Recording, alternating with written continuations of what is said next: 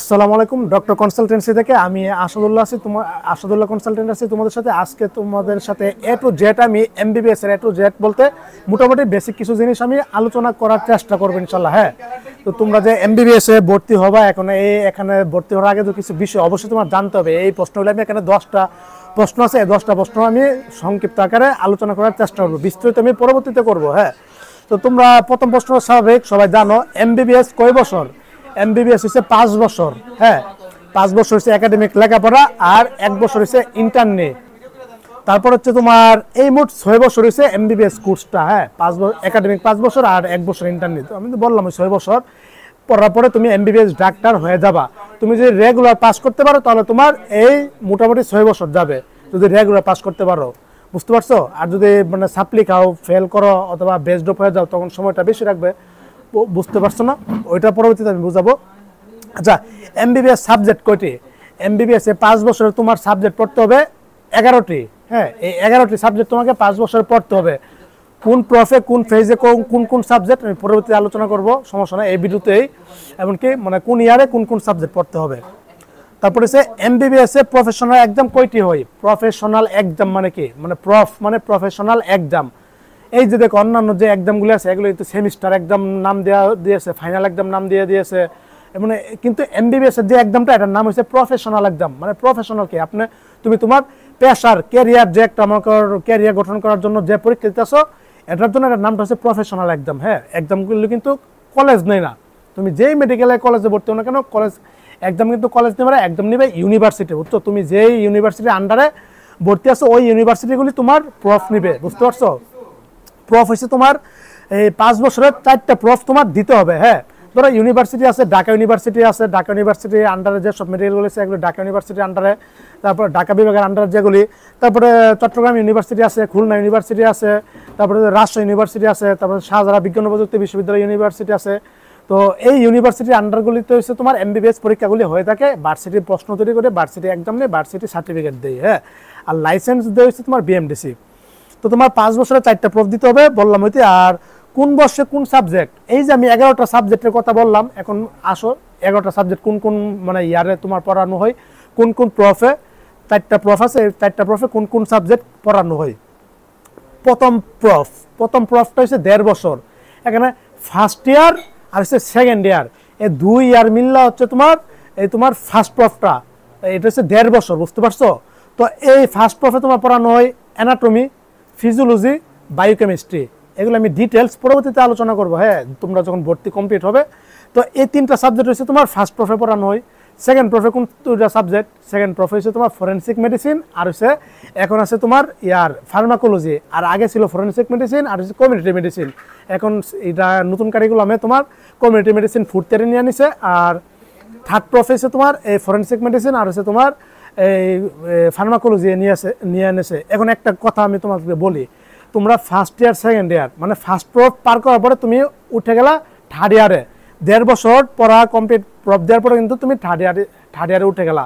এই third year মানে second প্রফে তোমার সাবজেক্ট 2টা। হ্যাঁ, আর সেকেন্ড প্রফটা হচ্ছে তোমার 1 বছর, ফার্স্ট প্রফটা হচ্ছে 1.5 বছর। এবার থার্ড প্রফটা যেটা ফোর্থ ইয়ারে তুমি উঠে গেলা, এই ফোর্থ ইয়ারের সাবজেক্ট কয়টা?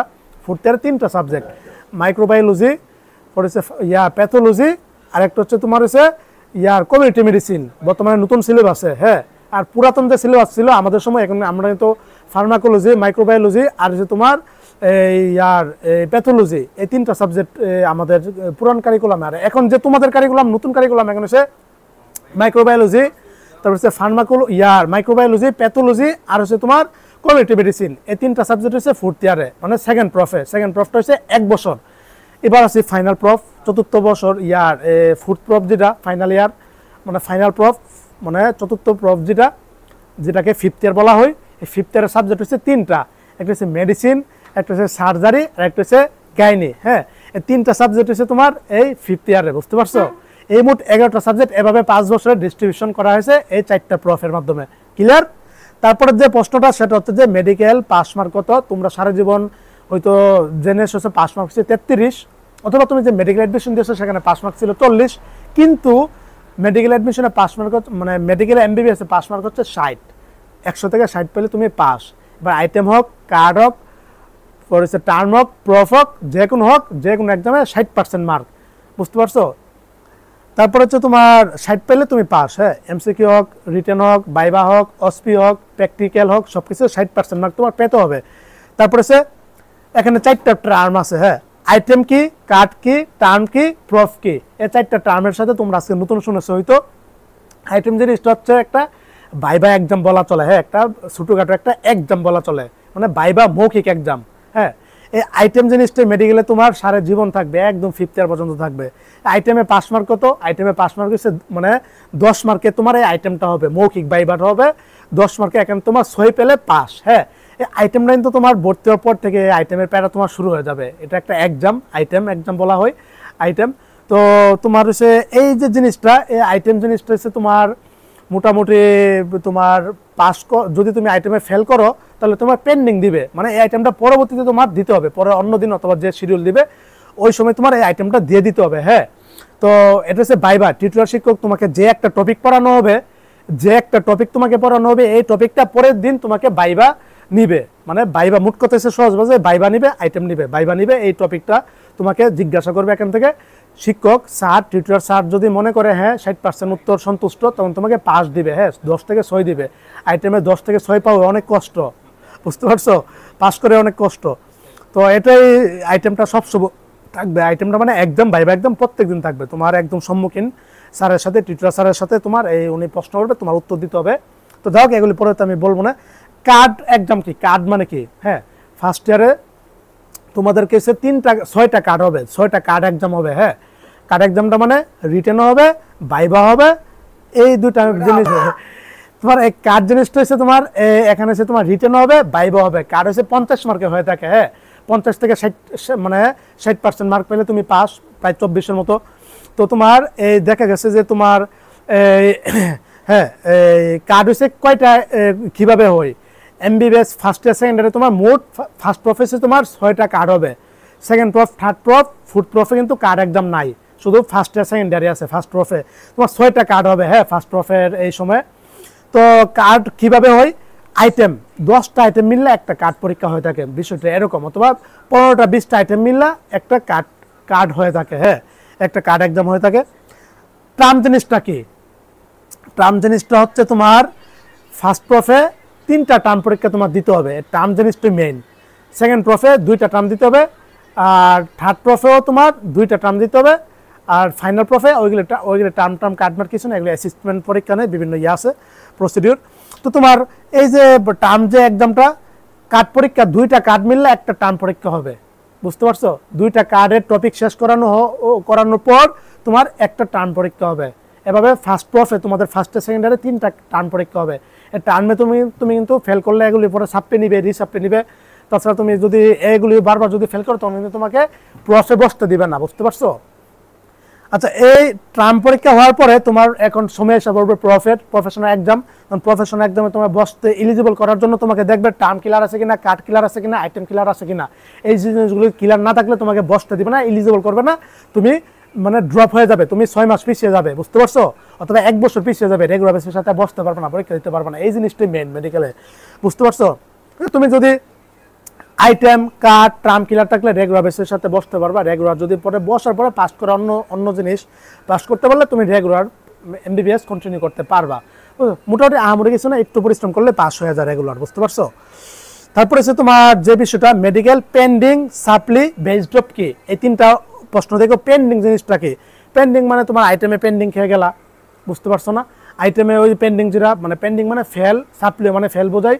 তার মানে মেডিকেলে ফেল শব্দটা কোনোভাবেই ইউজ করে না, এখানে স্বাভাবিক মেডিকেলে ফেল শব্দটা ইউজ করে না। এখানে তুমি একটা জিনিস তুমি পারতেছো না, এটা আবার দ্বিতীয়বার পড়া দাও, তৃতীয়বার পড়া দাও, সুযোগ দেবে, কিন্তু এটা ফেল শব্দ উচ্চারণ করে না। সাপ্লি, পেন্ডিং এই জিনিসগুলি অথবা রিঅ্যাসেসমেন্ট এই জিনিসগুলি তোমার উচ্চারণ করে, হ্যাঁ। তো তোমার এসে তোমার এই পেন্ডিং জিনিসটা তো বললাম, এই আইটেমে তুমি 5টা করতে হলে পেন্ডিং দিয়ে রাখবে, এগুলি পরে আবার এটা দিতে পারবা পয়টা। তারপরে হচ্ছে তোমার সাপ্লি জিনিসটা কি, ধরো তুমি কার্ডে সাপ্লি খেয়ে গেলা, ফেল করলা, টার্মে সাপ্লি খেয়ে গেলা, ফেল করলা, এটা আবার দিতে পারবা। অথবা প্রফে সাপ্লি খেয়ে গেলা, ফেল করলা, এটা পরে আবার দিতে পারবা, হ্যাঁ।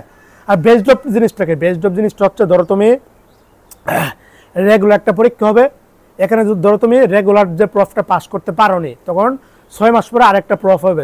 তুমি উপরের ক্লাসে কিন্তু চলে যাবা, মানে উপরের ফেজে চলে যাবা, উপরের বর্ষে কিন্তু তোমার এই পরীক্ষাটা আবার দিতে হবে। উপরে বর্ষে পরেও তুমি কন্টিনিউ চলে যাবা। তুমি যে এই ধরো কোনো একটা সাবজেক্টে তোমার মানে সাপ্লি আসলো, তখন তুমি এই বিষয়টা হচ্ছে তোমার উপরে ক্লাসে কন্টিনিউ করার পরেও তুমি এই পরীক্ষাটা, এই পরের যে ফেজটা আছে ওই পরীক্ষাটা তুমি দিতে পারবা 6 মাস পরে। বুঝতে পারছো? এই জিনিসটা হচ্ছে ধরো তুমি ওইখানে পরীক্ষা দেওয়ার পরে তুমি কি করছো, সাপ্লি গাইছো, মানে ফেল করছো, তখন তুমি বেস ড্রপ হয়ে যাবা। বুঝতে পারছো? তুমি বেসের সাথে আর কন্টিনিউ করতে পারবে না, জুনিয়রদের সাথে কন্টিনিউ করতে পারবো। বুঝতে পারছো? আর এখন হয়তো সরকারের সাপ্লি জিনিসগুলো উঠে দেওয়ার জন্য চিন্তা ভাবনা করতেছে, এটা কোনোভাবেই না। মেডিকেলে যুগ যুগ ধরে সাপ্লি চলে আসছে, সেটা স্বাভাবিক। প্রথমবার রেগুলার বেসের সাথে পরীক্ষা দিবে, সাপ্লি দিবে, তারপর রিসাপ্লি। এখন হয়তো রিসাপ্লি এটা বাতিল করছে, কিন্তু সাপ্লিটা অবশ্যই থাকা আমি মনে করি, এটা অবশ্যই থাকতে হবে মেডিকেলে। ইংরেজিতে দুর্বল, বাংলা ভার্সন থেকে মেডিকেলে ইংলিশ ভার্সনে পারবো কি? অবশ্যই পারবা। এখানে কিন্তু বাংলায় কোনো কিছু না, তোমার সব কিছু, তোমার বাইবা দিতে হবে, বলতে হবে, লিখতে হবে, সব কিছু কিন্তু ইংলিশে লিখতে হবে। হ্যাঁ, মেডিকেল টার্ম ইংলিশ, আমরা কিছু না। মেডিকেলে যারা পড়তে আসে এখানে 99% বাংলা ভার্সন থেকে এসেছি আমরা, কোনো সমস্যা না। আমরা যেহেতু পারতেছি তোমরাও পারবা, আমরা কিছু না। মুখস্থ জিনিসটা এটা তুমি 1-2 মাস পরে অটোমেটিকলি অ্যাডজাস্ট হয়ে যাবা, সব কিছু বুঝে ফেলবা। বুঝছো? এটা আমরা কিছু না, এটা নিয়ে টেনশনের কোনো কারণ নাই, এটা ঠিক হয়ে যাবে। বুঝতে পারছো? আর আমি তোমাদেরকে ক্লাস নিব, আমি আমার এই চ্যানেলে তোমাদেরকে ফার্স্টে সেকেন্ডারে ক্লাস নিব, বুঝাবো, সব কিছু ইজি করে দেবো ইনশাল্লাহ। আমি আমার সময় থেকে ইনশাল্লাহ চেষ্টা করবো তোমাদেরকে ক্লাস নেওয়ার জন্য, সব কিছু ইজি করে দেবো। ওটা নিয়ে টেনশন কারণ না, ওটা ইংলিশ ঠিক হয়ে যাবে কদিন পরে, এমনি। নতুন পরিবেশ, নতুন বই, নতুন ভার্সন, সব কিছু নতুন, সব কিছু ঠিক হয়ে যাবে 1-2 মাস পরে এমনি। 9 নম্বর যে প্রশ্নটা, MBBS এ সহজে পাস করার উপায় কি? MBBS এ সহজে পাস করার একটাই সূত্র, তোমার রেগুলার থাকতে হবে। তুমি পারো আর না পারো, তোমার কন্টিনিউ রেগুলার থাকতে হবে, অটোমেটিকলি তুমি পাস হয়ে যাবা। বুঝতে পারছো? রেগুলার থাকতে হবে, আর হচ্ছে রেগুলার তোমার পড়তে হবে। বুঝতে পারছো? পড়া জমিয়ে রাখা যাবে না, বলে রেগুলার আইটেমে বসতে হবে। ফেল আর পাস করো, কিন্তু রেগুলার থাকতে হবে। কন্টিনিউ থাকলে দেখবে যে অটোমেটিকলি তুমি পাস হয়ে গেছো, অটোমেটিকলি পারতেছো, এটা হচ্ছে নিয়ম। বুঝতে পারছো? আর ইরেগুলার না গেলে, না ইয়া করলে কিন্তু তুমি ফেল করে ফেলবা। বুঝছো? আমরা কিছু না, তখন স্যাররাই তোমাকে উঠিয়ে দিবে। বুঝতে পারছো? হেল্প করবে, দেখবে তুমি রেগুলার চেষ্টা করতেছো না, চেষ্টা সব কিছু চেষ্টা করার পরে যদি না পারে, তখন জিনিসটা অটোমেটিকলি তোমাকে কনসিডার করবে। 10 নম্বর যে প্রশ্নটা, MBBS এ কি আসলে কষ্ট, মানে দৈনিক কত ঘন্টা পড়া লাগে? ভাই একদম কষ্ট না, MBBS এ একদম ইজি। এখানে আমরি অন্যরা যারা বলে যে 16 ঘন্টা, 18 ঘন্টা, 20 ঘন্টা পড়া, এগুলি সব ফালতু বুয়া। বুঝতে পারছো? এক শ্রেণীর লোক থাকবে, এগুলি তোমাকে চাই না তুমি ডাক্তার হও, তোমার পরিবার, মানে তোমার আপন জনের মধ্যে, বন্ধু বান্ধবের মাধ্যমে, অথবা যারা ডাক্তার আছে ওরা চাই না তুমি ডাক্তার হও। MBBS আমার কিছু না, এখানে কোনো মানে পড়া, যারা বলে যে 18 ঘন্টা 20 ঘন্টা পড়ালেখা, কিছু না ভাই, এটা কোনো কিরকম। দৈনিক তোমাকে 4 থেকে 5 ঘন্টা রেগুলার পড়লেই এনাফ, যথেষ্ট। বুঝতে পারছো? আর MBBS পড়া একদম ইজি, এটা কঠিনের কোনো কিছু না, একদম ইজি, একদম ইজি। বুঝতে পারছো? কিন্তু তোমার রেগুলার থাকতে হবে। যারা বলে যে কঠিন, এটা মানে এগুলো তোমাকে ভয় দেখাবে। বুঝতে পারছো? এটা আমার কিছু না রে বাপ, এটা একদম ইজি, সহজ। বুঝতে পারছো? মেডিকেলের মতো সহজ জিনিস আর কিছু হতে পারে না। তুমি তোমার দেহ সম্পর্কে জানবা, একটা আগ্রহ কাজ করবে, একটা ভালোবাসা কাজ করবে, সুতরাং এটা কঠিন না। তুমি হ্যাঁ দৈনিক 4-5 ঘন্টা পড়লে এনাফ। মেডিকেল স্টোনটা কোন দিন পড়ে? যেদিন আইটেম থাকে ওই দিনই পড়ে। আর আইটেম প্রত্যেক দিনে থাকে, প্রত্যেক দিনে। একটা আইটেম থাকলে ধরো, একটা আইটেম সর্বোচ্চ তোমার 1 ঘন্টা সময় লাগবে, 2টা আইটেম থাকলে 2 ঘন্টা পড়তে হবে, 3টা আইটেম থাকলে 3 ঘন্টা। বিষয় হচ্ছে এরকম, কারো এই একটা আইটেম পড়তে কারো 1 ঘন্টা সময় লাগে, কারো 30 মিনিট, কারো 10 মিনিট, কারো তোমার 2 ঘন্টা সময় লাগে। যার যার ক্যাপাসিটির উপর, কোনো বিষয় না। নিয়মিত তোমার 5 ঘন্টা পড়লে এনাফ, 4-5 ঘন্টা পড়লে একদম এনাফ, ইজিলি ভাবে পাস করা যাবে। আমি নিজে অত ভাব 2টা প্রপ পাস করছি, 50% আলহামদুলিল্লাহ MBBS কমপ্লিট করে ফেলছি। আমার 3rd প্রপ সামনে আর কয়েক মাস পরে, মানে আমি 4th ইয়ারের শেষ পর্যায়ে, কিন্তু আমি কিন্তু আর কয়েক মাস পরে ইনশাল্লাহ 5th ইয়ারে চলে যাবো। তোকে আমার কিছু না, কন্টিনিউ থাকলে, আইটেমগুলি থাকলে, নিয়মিত ক্লাসে গেলে, কলেজে গেলে, সব কিছু আইটেম দিলে অটোমেটিকলি পাস হয়ে যায়। বুঝতে পারছো? আমার কিছু না। তো এই ছিল, আমি মোটামুটি একটা তোমাকে বেসিক ধারণা দেওয়ার চেষ্টা করছি। পরবর্তীতে আমি বিস্তারিত, পরবর্তীতে আমি ভর্তি হওয়ার পরে আলোচনা করবো। হ্যাঁ, তোমাদের ফার্স্ট ইয়ার সেকেন্ড ইয়ার নিয়ে, যেহেতু তোমরা নতুন, কিছু বুঝো না, এগুলো পরবর্তীতে আমি বিস্তারিত আলোচনা করবো। কোন বই পড়বা, কোন গাইড পড়বা, কীভাবে পড়তে হবে, কীভাবে কী করতে হবে, আমি ক্লাস পর্যন্ত তোমাদেরকে ফ্রিতে করাবো। বুঝতে পারছো? যদি ইনশাল্লাহ বেঁচে থাকি, যদি সুস্থ থাকি। আমি এখন বর্তমানে অসুস্থ, আমি সর্দি জ্বর হয়ে গেছে হঠাৎ। তো তোমরা সবাই দোয়া করবা। আর এই ছিল মোটামুটি ধারণা দিলাম, অনেক কন্টেন্ট তৈরি করছি তোমাদের জন্য। কিসের জন্য? এই যে রোজা রাইখা, এই যে অসুস্থ হইয়া, আমি কি মনিটাইজেশন আছে চ্যানেল, আমি তো অন করে নিই, কই আমার তো কোনো লাভ হচ্ছে না। কিন্তু দোয়া, বুঝছো, তোমাদের দোয়াটাই আমার মেন। বুঝতে পারছো? হেল্প, মানে যে একটা তোমাদেরকে হেল্প করতেছে, এই জিনিসটা অন্যরা করে না, অন্যরা ওইভাবে করবে না। এই পৃথিবীতে তোমার মানে বিনিময় ছাড়া কেউ কোনো দিতে চায় না। একটা পরামর্শ যাও, অন্য জনের কাছে পরামর্শ নিবা, এটার মধ্যে টাকা চাইবে। এটার মধ্যে তোমাকে সঠিক পরামর্শ কেউ দিবে না তোমাকে, বুঝতে পারছো? তারপরেও দুনিয়াতে কিছু ভালো মানুষ থাকবে, ওরা তোমার উপকার করে যাবে, এটা দুনিয়ার নিয়ম, বুঝছো? কিয়ামত পর্যন্ত এরকম কিছু মানুষ থাকবে। তো আমি চেষ্টা করি, আমি এত ব্যস্ততার মধ্যে থেকেও, এত কিছু প্যারার মধ্যে থেকেও তোমাদেরকে সময় দেওয়ার চেষ্টা করি। একটা ভিডিও তৈরি করে এত সহজ না রে বাপ। এখানে তোমার একটা ভিডিও শট নেওয়ার আগে চিন্তা ভাবনা করা লাগে, কি কি কথা বলতে হবে। দেখো আমার কিন্তু আল্লাহ তার একটা প্রতিভা দিয়েছে, আলহামদুলিল্লাহ, আমার স্ক্রিপ্ট লেখা লাগে না। এই যে দীর্ঘ 7 বছরের বেশি সময় ধরে ইউটিউবিং করতেছি, এটা আমার দক্ষতা হয়ে গেছে।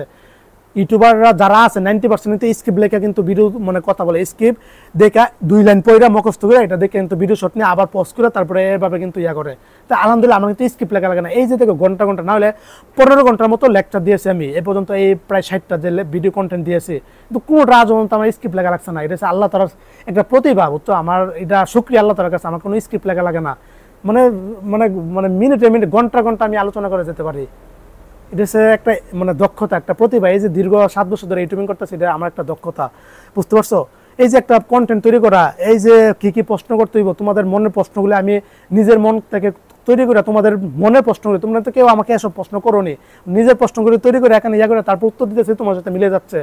একটা ভিডিও শর্ট নেওয়া, আমার মোবাইল কিন্তু একদম নর্মাল। একটা ভিডিও এডিট করে এই এডিটটা করতে যে আমার কত কষ্ট, একটা এডিট করে এই ভিডিওর আপলোড দেওয়ার সাথে ভিডিও আমার কেটে ফেলতে হয়, ডিলিট দিতে হয়। মোবাইল নর্মাল, একদম কম দামি মোবাইল, বুঝতে পারছো? সব কিছু মাইক্রোফোন কম দামি, সব কিছু কম দামি, মানে এডিট। এরপরও একটা ভিডিওতে যে আপলোড দেওয়াটা যে কত কষ্ট, ভিডিও শর্ট নেওয়া, ভিডিও কথা বলা, ভিডিওর প্রশ্নগুলি তৈরি করা, উত্তর দেওয়া, তারপর হচ্ছে ভিডিওটা এডিটিং, তারপর হচ্ছে তোমার এটা আপলোডিং প্রসিডিউর, তারপর এটা সিইও করা, টাইটেল দেওয়া, থাম্বনেল তৈরি করা, অনেক প্রসিডিউর বাপ। এত সহজ না। তোমরা যে একটা ভিডিও আপলোড দিয়ে মানে ক্লিক করে দেখে ফেলো বিষয়টা, এর আগে কিন্তু অনেক মানে এখানে ঝামেলা পোয়ানো লাগে। তারপর আমার দক্ষতার উপর, কাজের উপর মোটামুটি যতটুকু পারি আলহামদুলিল্লাহ অনেক সহজে করে ফেলতে পারি, বুঝতে পারছি? একটা ভিডিও শট নিতে আমার সর্বোচ্চ তোমার মানে 30 মিনিট কি 1 ঘন্টার মধ্যে কমপ্লিট হয়ে যায়। অন্যরা আমার এই ভিডিও অন্য যারা আছে ভালোভাবে এডিট করলে এটা না হলে 5 ঘন্টা লাগবে, বুঝতে পারছি? এডিটিং কিন্তু প্রচুর সময় লাগে, ভিডিও শট নেওয়া, এডিটিং করা। আর মোবাইলটা আলহামদুলিল্লাহ মারাত্মক নর্মাল মোবাইল, বুঝতে পারছো? তো যাই হোক, অনেক প্রসিডিউর, ইন্টারনেটে আপলোড দেওয়া লাগে, অনেক সময় নেওয়া, অনেক কিছু। তো যাক, অনেক কষ্ট করে আল্লাহ তাআলা সব দেখ, প্রতিদান দেখ, সমস্যা নাই। তো সবাই ভালো থাকো, সুস্থ থাকো, সকলের জন্য অনেক অনেক শুভকামনা রইল। 17 মার্চ রেজাল্ট দিবে, তারপর আমি তোমাকে নতুন কন্টেন্ট দিব, তোমরা অবশ্যই আমাকে জানাবা কে কোন মেডিকেলে চান্স পেয়েছো। আসসালামু আলাইকুম ওয়া রাহমাতুল্লাহি ওয়া বারাকাতুহু।